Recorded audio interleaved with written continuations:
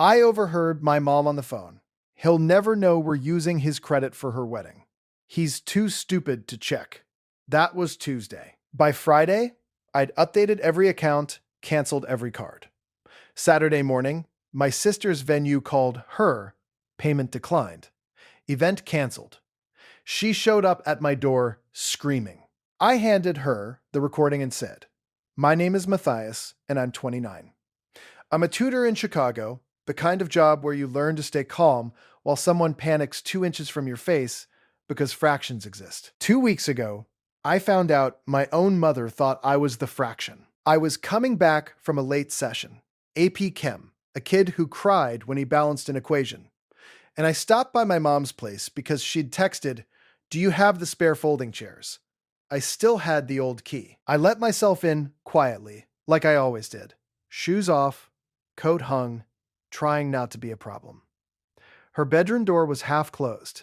I heard my name. So I slowed down without meaning to, like my body had learned this move before my brain admitted why. And then I heard her laugh, soft, warm, the laugh she saved for other people. And she said into her phone, "He'll never know we're using his credit for her wedding. He's too stupid to check." I stood there in the hallway with my hand on the chair stack, breathing like I'd been punched. There are a lot of ways to be called stupid. This one was worse because she said it like it was a fact she'd gotten tired of repeating. That was Tuesday. By Friday, I'd updated every account, canceled every card, and Saturday morning, my sister's venue called her. Not me. Her. Payment declined. Event canceled. She showed up at my door screaming, and I handed her the recording and said, "But I'm getting ahead of myself." Because that Tuesday wasn't a surprise. It was a pattern finally saying the quiet part out loud. When people hear I tutor for a living, they imagine me as patient, gentle. A guy with cardigans and tea. I am patient. But not because I was born that way. Because growing up, patience was the only way to survive my family without turning into a person I hated. I was raised with 2 rules. Don't make your mom's life harder. Don't embarrass your sister. Those rules weren't written down, but they were carved into every meal, every holiday, every car ride where my sister got to pick the music and I got told to stop sighing. My sister's name is Alina, 2 years younger than me, loud in the way people call confident when it comes in pretty packaging. My mom loved her like a project she was proud of. My mom tolerated me like a spare part that came with the set. If that sounds dramatic, let me show you what it looked like, in small scenes that add up to a whole life. Scene 1, the birthday cake. I was 9 when I learned my birthday was negotiable. My mom worked doubles, she said. Money was tight, she said. We'd do something simple. Alina's birthday was 3 weeks before mine. She got balloons, a sleepover, a cake shaped like a dolphin. My birthday came, and there was a grocery store sheet cake with Matt written in blue frosting because the bakery guy must have misheard. I stared at it, trying to decide if correcting the name was worth the trouble it would cause. Alina giggled. Matt Ayaz. My mom set down the knife and sighed like I'd asked for a yacht. It's close enough. I remember swallowing the urge to cry because crying made you sensitive, and being sensitive made you inconvenient. I learned early that be flexible meant be invisible. Scene 2, the scholarship. When I was 16, I won a small academic scholarship. Not huge, not life-changing, but it was mine. I came home waving the letter like it was proof I mattered. My mom read it, nodded once, and said, "That's nice. Now help your sister with her audition tape." I stood there with the letter in my hand and said, Did you read the amount?" She looked up like I was asking her to do math for fun. It doesn't matter. Alina's is the big one. If she gets into that program, it'll open doors. I tried to joke. Maybe mine opens like a window? My mom didn't laugh. "Don't be snide, Matthias." So I went into Alina's room and held the camera while she did take after take, flipping her hair like it was a weapon. When she finally got it right, she said, "Ugh, you're so stiff, you make everything awkward." And I said, "Okay," because okay is what you say when nobody cares if you're hurt. Scene 3. The free labor years. By the time I was in college, I'd become the family's emergency fund, without being asked if I wanted the job. Matthias, can you cover the electric? I'll pay you back Friday. Matthias, Alina's car insurance lapsed, just for a month. Matthias, we need a little help with groceries, just until your sister gets her paycheck. Alina never paid me back. My mom paid me back in guilt. If I hesitated, she got quiet and wounded. Wow, she'd say, I guess I raised you wrong. Once when I said I couldn't, she stared at me like I'd spit on the floor. You make decent money tutoring, don't you? She asked. I did not make decent money. I made can pay rent if nothing breaks money. But it wasn't about the numbers. It was about access, about entitlement. Scene 4, the final straw setup. The year Alina got engaged, my mom started talking about the wedding like it was a coronation. 200 guests, she said, eyes shining. Downtown venue. Full open bar. Real flowers, not those cheap fake ones. I asked, carefully, is that in the budget? My mom smiled like I was a child asking how Santa got down the chimney. We'll figure it out, Alina chimed in. It's once in a lifetime.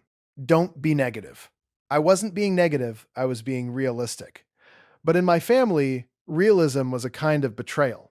So when my mom asked if she could temporarily use my credit card to reserve the venue, just to hold the date, I said no. I said it politely. I said it with explanations. I said it with my stomach tight because I knew what no would cost me. My mom's eyes went cold. Fine, she said. I'll figure it out myself. Alina rolled her eyes. God, you're such a buzzkill. I went home that night and stared at my ceiling for an hour, feeling like the villain in a story I didn't write. I didn't know they'd already figured it out. They'd figured out me. Back to Tuesday. I stood in that hallway while my mom spoke on the phone, like I wasn't a real person. She was probably talking to my aunt, or one of her friends from work. Someone who would chuckle and say, "Oh, you know men," like I was a broken appliance. My mom continued, voice low and pleased. We only need it until after the wedding. Once the gifts come in, she'll pay it off. He never checks his statements. She laughed again. He's Matthias. As if my name meant gullible. My fingers went numb, and then my brain did something calm and cold. It said, record this. I don't know why that was my first instinct. Maybe because I tutor teenagers and I've learned that if you want anyone to believe you, you need receipts. Maybe because I'd spent my whole life being told I misheard, misunderstood, took it the wrong way. So I pulled out my phone. I hit record. I stood there, silent, while my mother described stealing from me like it was a clever little hack. When she hung up, I walked into the living room like nothing happened. She looked up. Oh, you're here. I set the stack of folding chairs down. Yep, you texted. She blinked, recalibrating her face into motherhood. Right. Thank you, honey. Honey, like she hadn't just called me too stupid to check my own accounts. I watched her for a second, really watched her, and something inside me finally stopped reaching. I left without telling her what I'd heard. Not because I was afraid, because I wanted to do this right. Because for once, I wanted the truth to speak without me being forced to beg for it. That night, I went home and opened my laptop like I was prepping for a final exam. I pulled my credit report. I pulled my bank statements. I checked every account. And there it was. Charges that weren't mine. A deposit to a venue. A florist retainer. A catering tasting. Even a charge from a bridal boutique that made my stomach flip because it meant my sister had swiped my identity like it was lip gloss. My mom hadn't temporarily used my card. She'd used my information. My name, my credit, my future. I stared at the numbers until they stopped looking like numbers and started looking like nights I couldn't sleep, apartments I couldn't qualify for, emergencies I couldn't survive. I called the bank first. My voice sounded strange to me, too steady. Hi, I said. I need to report unauthorized transactions. There was a pause. Are you sure these aren't family purchases? I almost laughed. The world always assumes family means safe. Yes, I said. I'm sure. The bank rep asked questions. Dates, amounts, merchants. I answered them all. Then I called each card issuer. Then I froze my credit. Then I changed passwords, turned on two-factor authentication, updated security questions. My hands moved like they belonged to someone else. By the time I finished, it was 2:17 a.m. I sat on my couch, in the dark, with my phone in my hand, looking at the audio file labeled Tuesday. My mom's voice lived inside it, smiling. I wanted to scream. Instead, I did what I tell my students when they're panicking. Okay, I whispered to myself, one step at a time. Wednesday, I went to the police station, not because I wanted to ruin anyone, because I wanted a paper trail.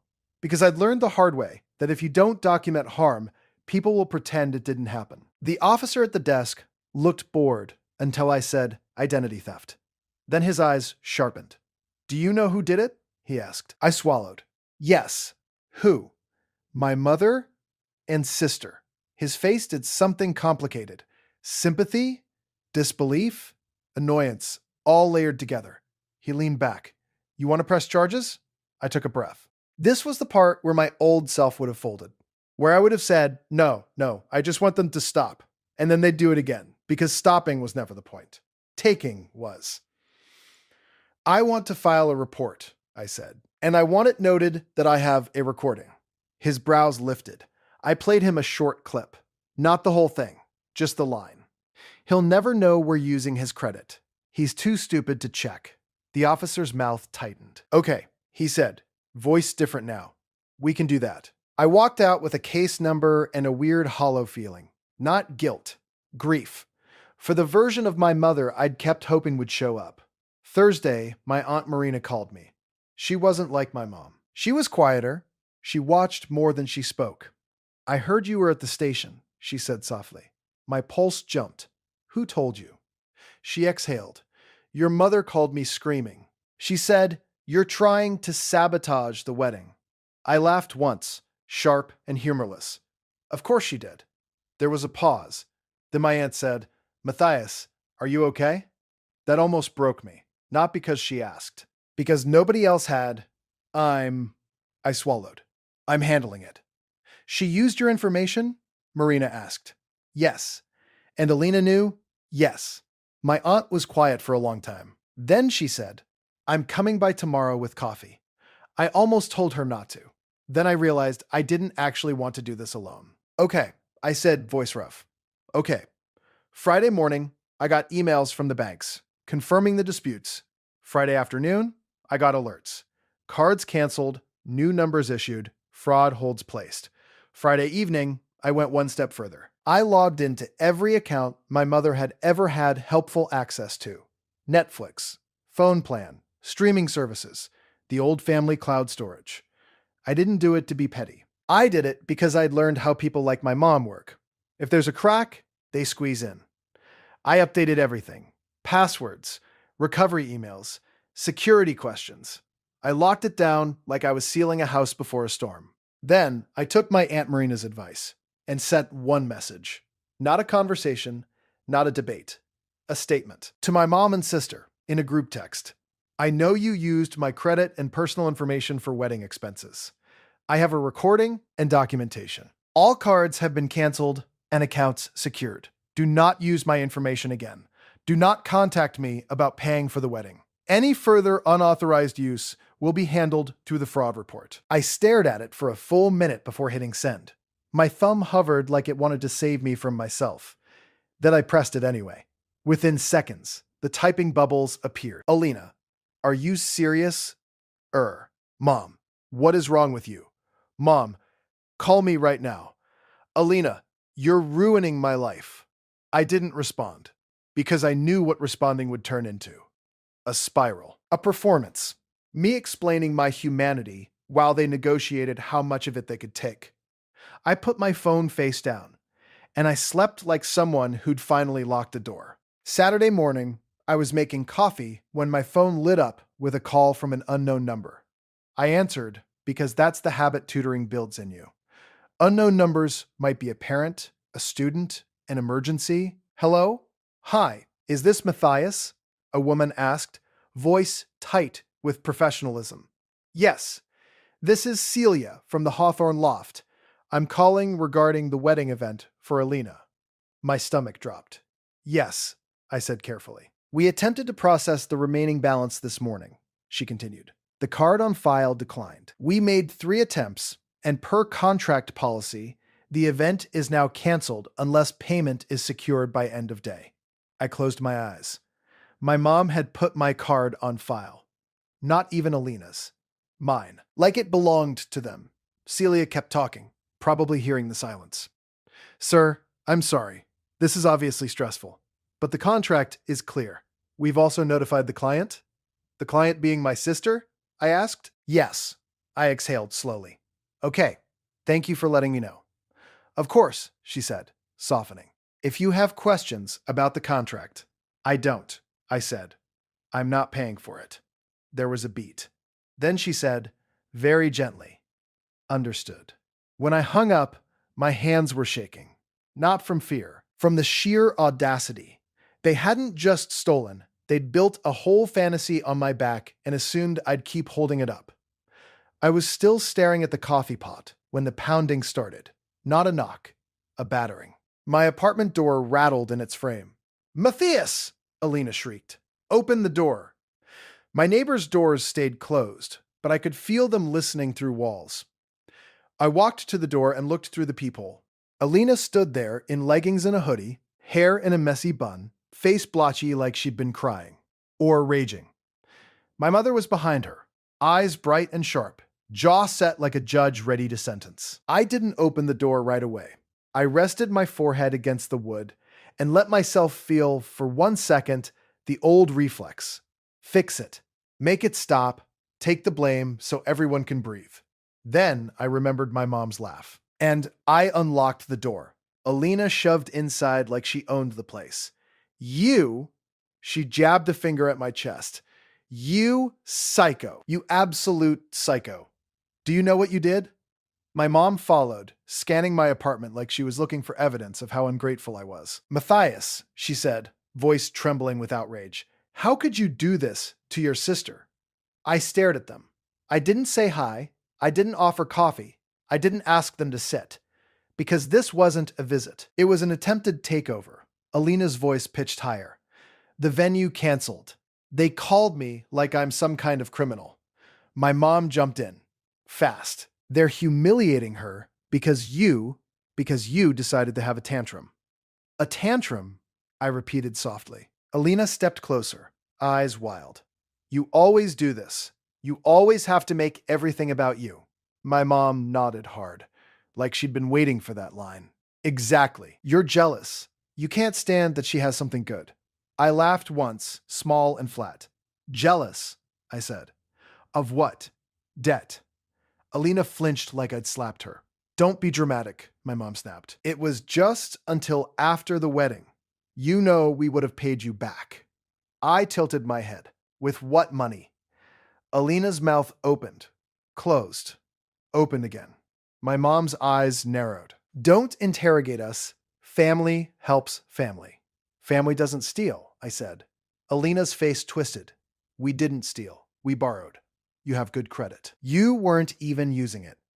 My stomach turned, not because of the logic, because of how familiar it was. Like I was a resource, a tool, a thing.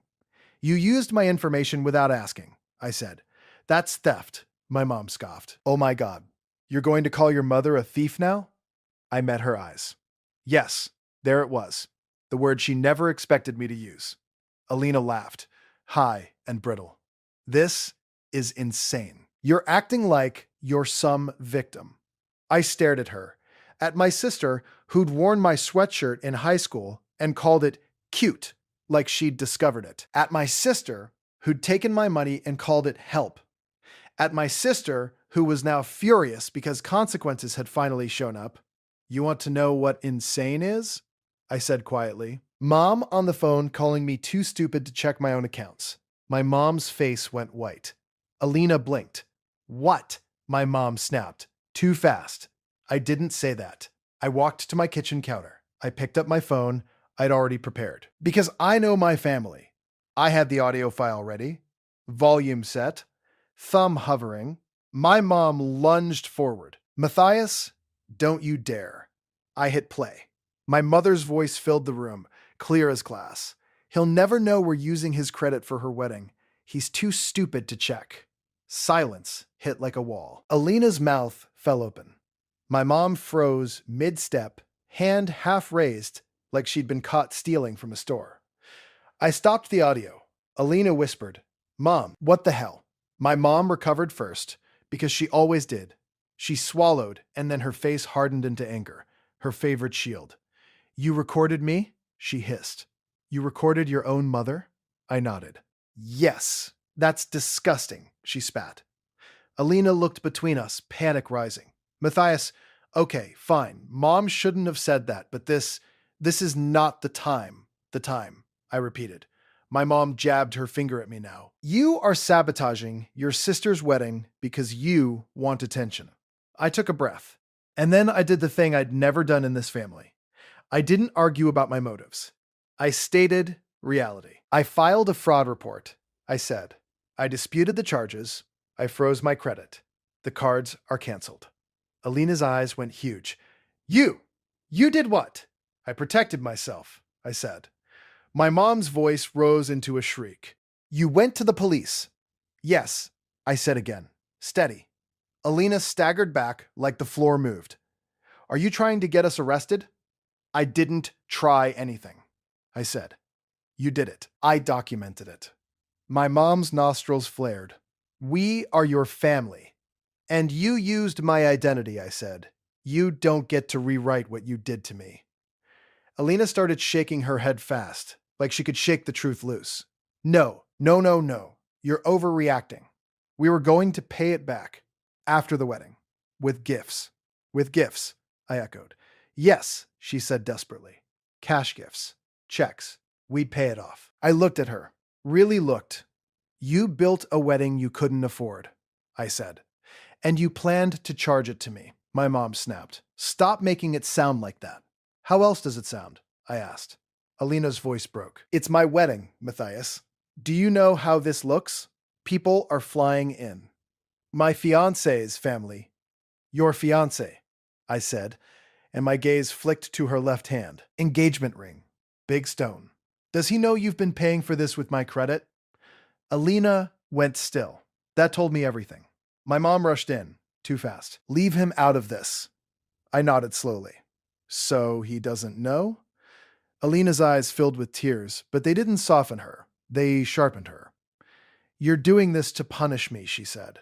"No," I said. "This isn't revenge. This is reality." My mom's face contorted with rage. "You ungrateful, after everything I've done for you." I cut her off. Quiet, but absolute. "Name one thing you've done for me that you didn't also use as leverage." Her mouth opened. Nothing came out. Alina shouted, "We don't have time for your therapy session. The venue says we're canceled. Fix it." I shook my head. "I can't fix something I didn't break." "You can," she screamed. "Just call them. Give them a card. You're ruining." "No," I said, louder now. Not angry. Certain. "No more." My mom took a step toward me, eyes glittering. "If you don't pay for this, don't bother coming to the wedding." I almost smiled. Because that threat used to control me, now it sounded like someone banning me from a building that was already on fire. "I wasn't invited as family," I said. "I was invited as a wallet." Alina's voice went low, mean. "God, you're such a victim. You always want someone to feel sorry for you." I stared at her. Then I reached into a drawer and pulled out an envelope. My Aunt Marina had helped me put it together Friday night, sitting at my tiny kitchen table with coffee and grim focus. Inside were printouts, disputed charges, fraud case number, screenshots of the venue deposit, the card numbers that were now canceled. Proof stacked neatly. I set the envelope on the counter like a final exam. Alina's eyes flicked over it, breathing quick. My mom's face drained again. "You planned this," my mom whispered. Like she just realized I wasn't panicking. "I prepared. I corrected. Because I know you." My mom's voice trembled. "Matthias, please, please don't do this. Think about your sister." I looked at her, and there it was, the pivot. Not an apology. Not remorse. A request for access. I shook my head slowly. "You don't get to use love as a crowbar." Alina took a step forward, tears spilling now. "Matthias, please, just this one thing. I'll pay you back. I swear." I believed she believed it. In the way children believe, the cookie jar refills itself. Here's what's going to happen, I said calmly. You're going to call your venue and tell them you don't have payment. You're going to tell your fiance the truth. And you're going to stop using my information. My mom's voice sharpened. Or what? I met her gaze. Or the fraud report becomes charges, I said. That's not a threat. That's the process. Alina's face twisted. You'd really do that to us? I swallowed the old urge to say I don't want to. I didn't want to, but I wanted something else more. I wanted this to stop. Yes, I said, if you do it again. My mom's eyes flashed. You think you're so righteous. I think I'm done, I said. Alina let out a sound between a sob and a laugh. You're going to let my wedding get canceled over a few charges? A few charges, I repeated. Then I said the sentence that finally told the truth I'd been swallowing for years. It's not the money that ended this. It's the way you talked about me while you took it. My mom flinched, like that was the first time she'd heard her own cruelty described plainly. Alina wiped her face angrily. You're unbelievable. My mom's shoulders squared. Fine, she said coldly. We'll figure it out, like we always do. But don't come crying to me when you're alone. I nodded, surprisingly calm. Okay. Alina stared at me, searching for the old version who would crack and chase her down the hallway. When she didn't find him, her face hardened. I hate you, she said. My throat tightened. But I didn't bargain. I didn't plead. I just said, I know you're angry. She made a choking sound and turned toward the door. My mom followed, but not before shooting me one last look, equal parts fury and fear. You're dead to me, she said. I stepped back and opened the door wider. Then stop trying to spend my life, I said. They left. My apartment felt strangely quiet, like a storm had passed and revealed what was always underneath. The fallout came fast. Saturday afternoon, my phone exploded. Unknown numbers, blocked caller IDs, voicemails stacked like bricks. One from my mom, sobbing, then furious, then sobbing again. You're destroying this family, she cried. How could you do this to me? To your sister? One from Alina, sharp and cold. Just so you know, everyone thinks you're disgusting. Dad says you're dead to him too. My dad hadn't been in my life since I was 12. But sure, add him to the chorus. Then came the messages from cousins I barely spoke to, from my mom's friends, from an aunt I hadn't seen in years, all of them carrying the same shape. How could you? It's family. You're being selfish. She only gets one wedding. Not one of them asked, did they really steal from you? Are you okay? My Aunt Marina did. She texted me Saturday night. Proud of you. You're not crazy. You're not cruel. You're finally honest. I stared at that message until my eyes burned. Sunday morning, Alina's fiancé, Evan, called me. I almost didn't answer, but curiosity is a kind of gravity. Matthias? His voice was tight, controlled, like he was trying not to explode. Yes. What the hell is happening? He asked. Alina says you canceled the cards and got the venue canceled. I exhaled. Alina used my credit information without permission. Mom helped. I disputed it. Silence. Then, is that true? Yes. His voice dropped. She told me her mom was paying. I let out a humorless breath. No. Another long silence. Then, quieter. Do you have proof? I thought of my mom's voice in my living room. The envelope. The case number. Yes, I said.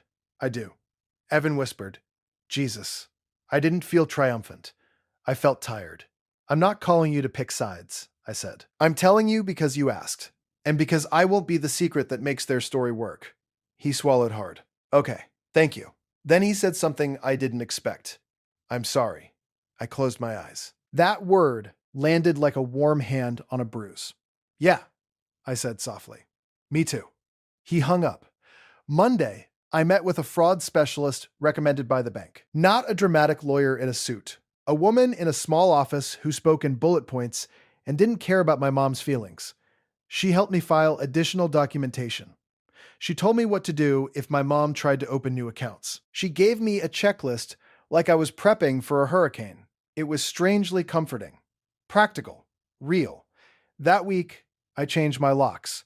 Not because I thought my mom would break in, because I needed my body to understand something my mind already knew. This space is mine. I blocked my mom. I blocked Alina. I blocked anyone who texted me about forgiving family. I didn't do it in anger. I did it because I'd learned something important. When people only contact you to take, access is not love. It's entitlement. And entitlement doesn't get a key. 2 weeks later, I heard through Marina that the wedding had been downsized. A different venue. A smaller guest list. No open bar. People whispered about budget issues. My mom told everyone I'd refused to help. Alina told people I was jealous. Nobody said they stole his identity, because that truth makes the story ugly. And my family has always preferred pretty lies to ugly accountability. On a Thursday evening, my mom emailed me from a new address. The subject line read, "My heart." The email was long. It was full of pain and blame dressed up as love. She wrote, "I forgive you because I'm your mother. I hope someday you realize what you've done. If you want to make this right, you can still contribute. Even a small amount would show you care." I stared at it for a long time, not because I was tempted, because the manipulation was so clean it almost looked like sincerity. I deleted it. Then I did something symbolic, because sometimes the body needs theater to understand closure. I took the old family photo in my hallway, the one where Alina's in the center, and I'm half cropped out at the edge, and I turned it face down in a drawer. Not as punishment, as a boundary. As a reminder to myself, I will not keep displaying a version of my life where I'm always the extra. Sometimes people ask me, quietly, what happened. They hear bits. They sense tension. They want the story. And I tell them the simplest truth. My family used my identity to pay for something they wanted. When I stopped it, they got angry. Some people blink like that's impossible. Some people nod like they've lived it too. The hardest part wasn't canceling the cards. The hardest part wasn't the screaming at my door. The hardest part was realizing I'd been trained to accept being devalued as normal. That Tuesday quote hurt because it wasn't new. It was just finally spoken. I used to think love meant enduring anything. That being good meant absorbing harm without making noise. Now I know love without respect is just a leash. So here's my boundary, clean and final. I will not speak to my mother or sister unless they acknowledge what they did without excuses, and unless any repayment and legal accountability is handled properly. Until then, no contact. No calls, no texts, no family meetings. No guilt wrapped in nostalgia. I stopped volunteering for a role that only existed to shrink me.